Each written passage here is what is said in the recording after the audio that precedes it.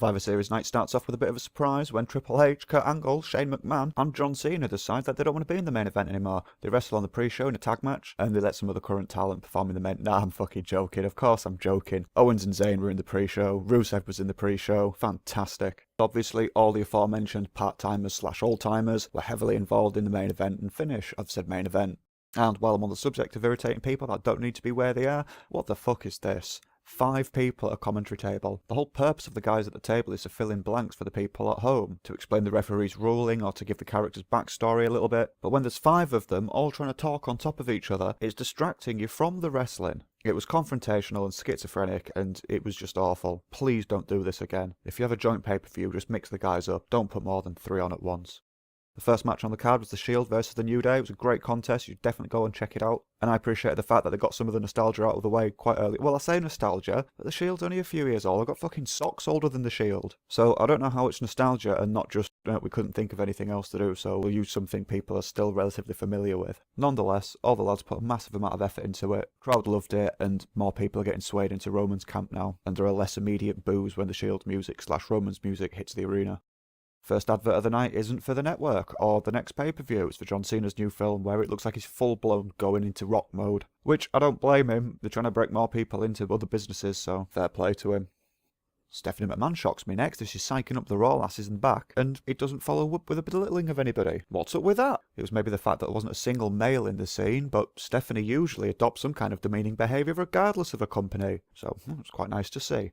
As much as people get at her, and I get at her as well, she's really good at her job. It's just presented in a very similar manner to a lot of other WWE things, and it's just slapped in your face, persistently, rather than using it at the right time.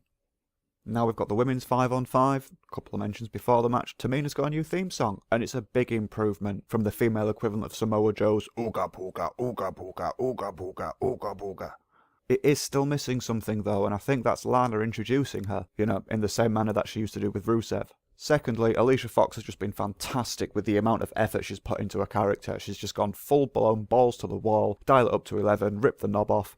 That captain's hat that she started with, she's just been adding to it week after week, and it's just got ridiculous now. But she loves it and she believes it, so everyone just leaves her to get on with it. As I expected, the match was pretty much booked to make Asuka look strong, which I'd completely agree with. She was left with Tamina and Talia at the end, and Nia Jax's reputation was protected somewhat because she got counted out earlier in the match. It's time for the advert of the WWE Network, on the WWE Network, of the WWE Network, on the WWE Network, and so on. An interesting little backstage bit between Daniel Bryan and Stephanie McMahon now. I am quite sure Daniel Bryan is turning to the dark side. It was almost like he was flirting with Stephanie McMahon here. I said a little while ago, Daniel Bryan, Sami Zayn, Kevin Owens, Men of Honor. It's happening. I can see it. It makes so much sense. And if Steph somehow got to Daniel Bryan and he's going to betray Shane, then I think this might be quite interesting. I rather enjoyed the battle of the secondary champions between The Miz and Baron Corbin. Corbin was just about booked as a face in this match. He did it really well, and he won in the end, and he overcame all the odds, but he tripped all over an attempt to mock The Miz's catchphrases after the match, so well done, big lad. I think you're advertising this a little bit too early, WWE.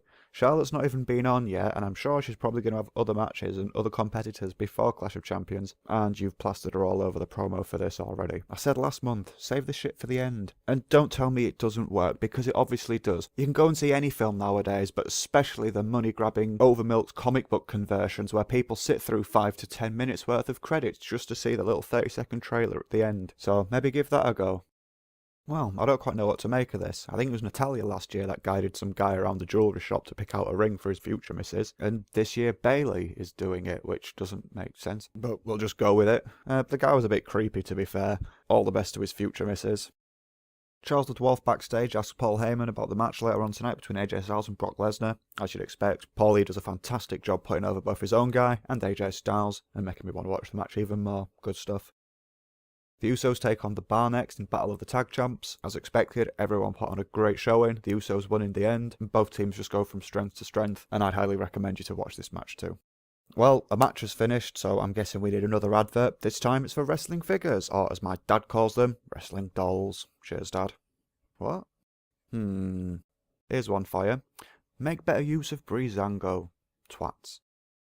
Now we're going to a women's champion versus women's champion with Charlotte Flair versus Alexa Bliss. I have been mentioning that Charlotte's been getting better since coming to SmackDown, but I'm afraid tonight, sloppy Charlotte mode all over. And the crowd were dead too until Charlotte started with the chops/woos. In my opinion, the match went on way too long, or it just didn't do anything for long periods of it. They didn't really flow well together or have a fantastic amount of chemistry, so we saw the big boot and the figure 4, 8, 12, 24, whatever the fuck it is. The thing that makes it look shitter. And WWE just keep throwing the good time feels over at the Flair family. Whoa, whoa, it's WrestleMania. No, it's not. It's fucking November still. Behave. No, that wasn't an excuse to advertise Clash of Champions again. You only did that 10 minutes ago. Christ on a bike.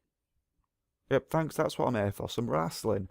AJ Styles and Brock Lesnar in a champion versus champion match. It was booked really well. AJ looked great. Brock obviously just looked dominant, but with a few chinks in his armour, which AJ was very keen to exploit. He had him in the calf crusher for a minute or two, and it looked like, everyone thought Brock might have tapped. AJ hit the phenomenal forearm. He went for a second. Brock caught him. F5, done. Great match. It was nice to see Brock working well with somebody else, because he can put on a great show when he does. AJ's just brilliant as always, and Paul Heyman was the icing on the cake on the outside, sprinkling additional little bits of emotion all over the shop. Now we get a preview of Kevin Owens' special on the WWE Network, which I probably will give a watch actually. It might be quite interesting. And now we finally got onto the main event, the 5-on-5 Raw versus SmackDown, which obviously we're set at 3 apiece now, so whoever wins this wins the whole show. First elimination's out with Braun Strowman killing Nakamura and Bobby Roode, and then he takes on wrestling's worst generation in Randy Orton and John Cena. Team SmackDown take out Strowman via the announce table in a desperate attempt to catch up.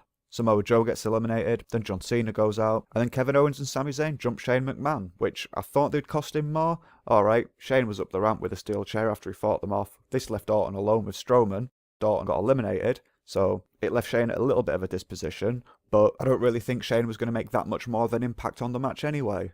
But maybe I see this is where they're going. Shane was then left with the problem of he was the only one from SmackDown against 3 guys on Raw. It dug his own grave. Kevin Owens and Sami Zayn should have been the ones to push him into it. Or Daniel Bryan as well. I was half expecting Daniel Bryan to come out, make it look like he was cheering on Shane, and then just put him out of his misery and left him for Raw to pin.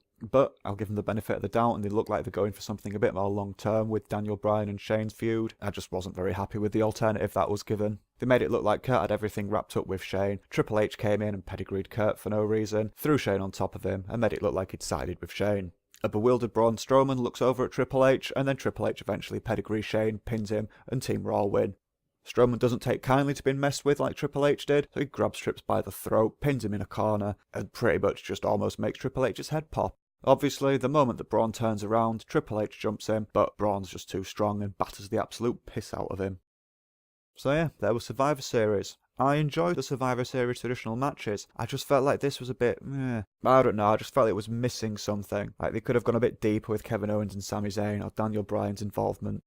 When it comes to brand loyalty, it doesn't make much sense. If a month or two ago, when they'd first mentioned Survivor Series, somebody had said, hey, whoever wins at Survivor Series, we're going to double your pay for that month, then I can even see people like Baron Corbin giving a shit about what brand he's fighting for. But when it's just, yay, I wear a blue shirt, oh, they wear red shirts, I work on a Monday, they work on a Tuesday, no one cares, I'm not buying it, there was no incentive, and I just think it's something that they could have very easily rectified very early on.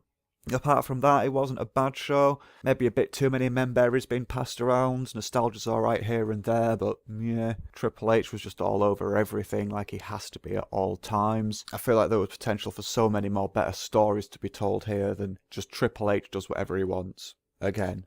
And that's enough out of me for the time being. If you'd like to leave a comment, you can do so below, or find me on Twitter, @BluntDamage. As well as here on my YouTube channel, you can also find my other works on botchamania.com, where you can check out 10 years of Botchamania, obviously, the New Generation Project podcast series, Vinny's wrestling write-ups, and all of my nonsense including, putting it bluntly, the Raw rant, and my new piece, One Hit, One Shit. Lastly, if you like my theme music, the band are The Colour Fire. The track's called All These Ghosts, and they can be found at www.thecolourfire.com. Plus, the download links are in the description below. Cheers for watching, take it easy, and I'll see you next time.